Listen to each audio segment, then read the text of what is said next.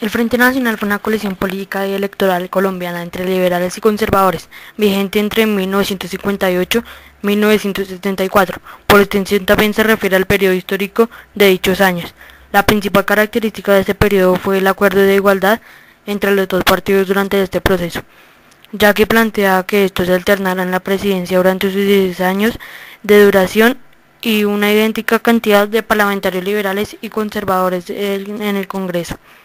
El principal objetivo de este acuerdo político era la reorganización del país, luego del periodo presidencial del general Gustavo Rojas Pinilla. El mandato del general Gustavo Rojas Pinilla evolucionó en una dictadura populista y un tercer partido capaz de desplazar a los tradicionales. Este hecho, unido al deseo de terminar con la violencia fratricida generada por la polarización bipartidista en Colombia, unió a los dirigentes de los partidos tradicionales liberal y conservador para buscar una solución común a los problemas. El liberal Alberto Lleras Camargo y el conservador Laureano Gómez firmaron el Pacto de Benidorm el 24 de junio de 1956 para dar inicio al Frente Nacional, en cual los partidos se turnarían la presidencia y se repartirían la burocracia a los diferentes niveles del gobierno, en partes iguales desde 1995 hasta 1914, es decir, 4 periodos presidenciales, 2 liberales y 2 conservadores. El primero que empezó con este mandato fue Alberto Lleras Camargo, de 1958 a 1962.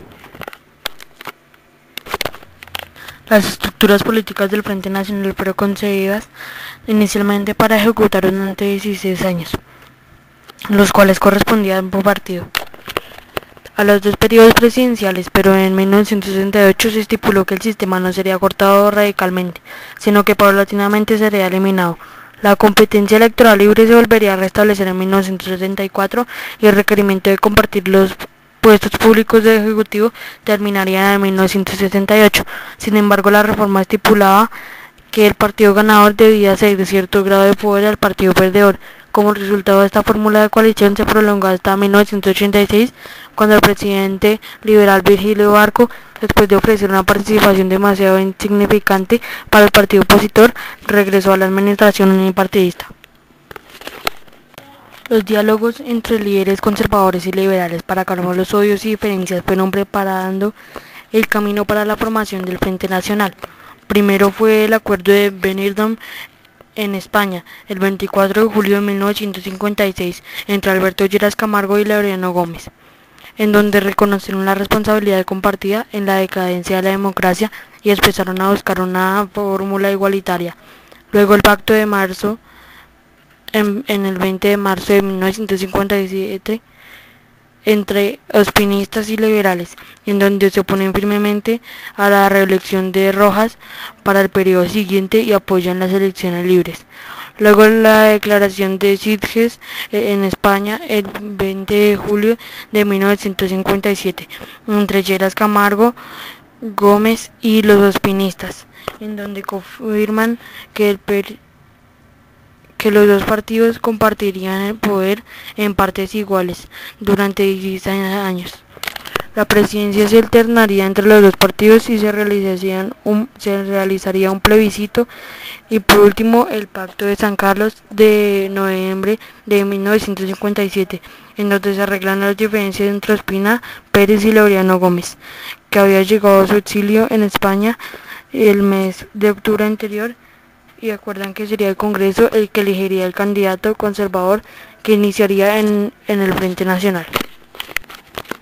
Cayo Rojas, una junta militar asume el poder durante el periodo de transición, 10 de mayo de 1957 al 7 de agosto de 1958.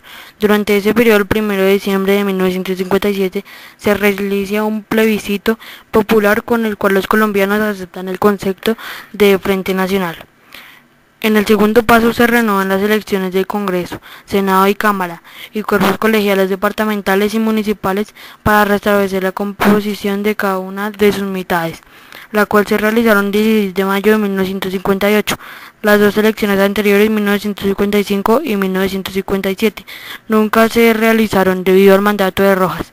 En esta ocasión y en todas las siguientes elecciones del Frente Nacional, cada partido presentaba sus listas para competir con otros miembros de su partido.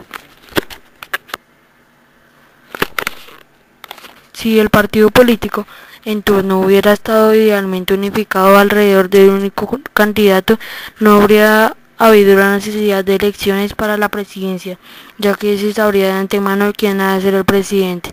Sin embargo, el Frente Nacional reglamentó la competencia entre candidatos del mismo partido, dando un mayor aire de democracia.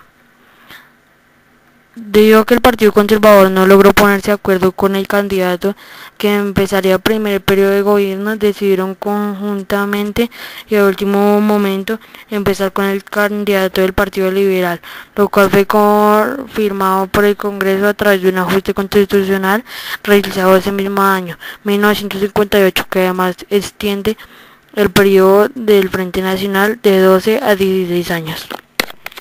En 1958 se reunieron las elecciones para la presidencia. En las elecciones del 4 de mayo es elegido, como se esperaba, Alberto Lleras Camargo como el primer presidente del Frente Nacional.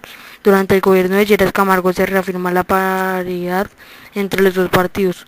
El Congreso de la República, con acto legislativo número 1 de septiembre 15 de 1959, decreta artículo 1 en los 3 periodos constitucionales comprendidos entre el 7 de agosto de 1962 y el 7 de agosto de 1914.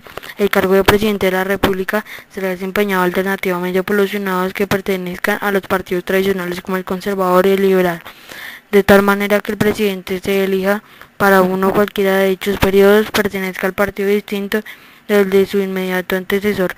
Por consiguiente, para iniciar la designación a que se refiere este artículo, el cargo del presidente de la República en el periodo constitucional comprendido entre el 7 de 1962 y el 7 de agosto de 1966 será desempeñado por un ciudadano que pertenezca al Partido Conservador.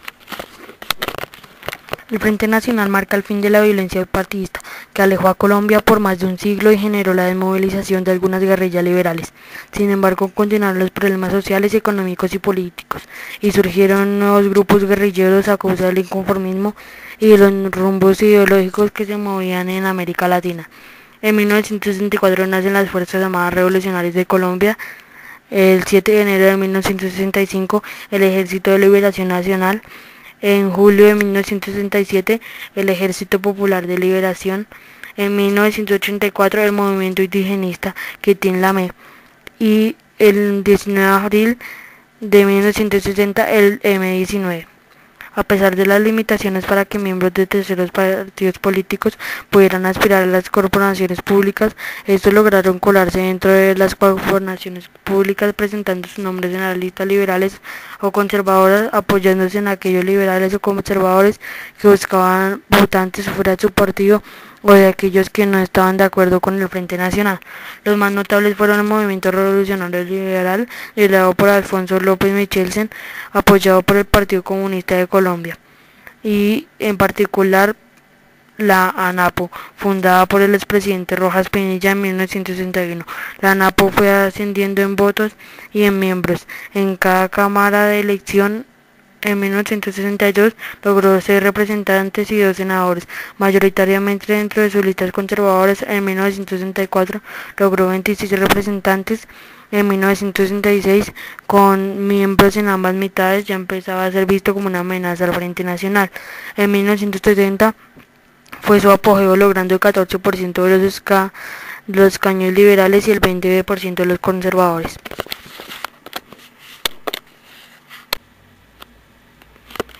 Las limitaciones eran mayores para los aspirantes a la presidencia, que no pertenecían al partido, a tomarla en un turno. Eso no impidió que algunos candidatos no alineados se lanzaran a la presidencia, a pesar que podrían ser declarados nulos o ilegales, pues aspiraban a lograr una mayoría suficiente como para sobrepasar el Frente Nacional. Ese fue el caso del general Rojas Pinilla, quien logró 50.000 votos, 1,8% en las elecciones del 6 de mayo de 1962, una tercera parte de los votos totales en 1964, y se afirma que una mayoría de los votos en la última elección del Frente Nacional, el 19 de abril de 1970, compitiendo contra el conservador Misael Pastrana Borrero.